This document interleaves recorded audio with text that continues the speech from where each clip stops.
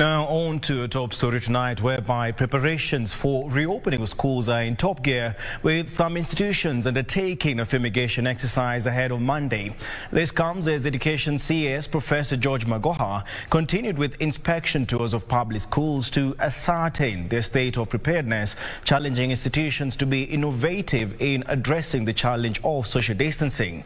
Magoha maintained wearing of masks is mandatory owing to the limited space in schools. Caroline Kamau with the details of the ongoing preparations with less than 36 hours to the reopening of schools.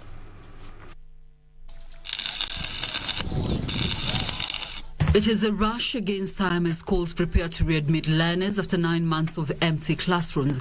This was the situation at a school in Kiambu County. A fumigation exercise was ongoing as they prepare for learners. The area MP calling on the government to consider having classes held in shifts to reduce crowding owing to limited space. If we are to comply to the social distance that is required by the health ministry, and that is what the schools are going to take, it will be a bit difficult because we need more classes.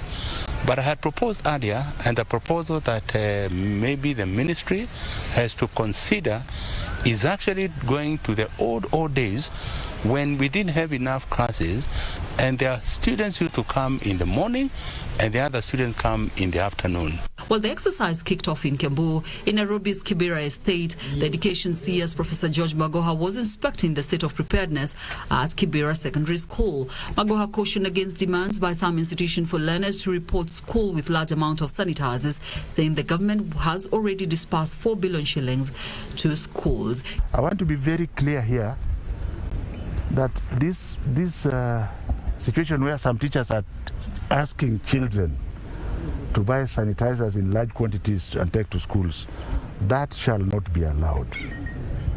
Because of the 16 million children we have, maybe 50 of them are erratic in thinking.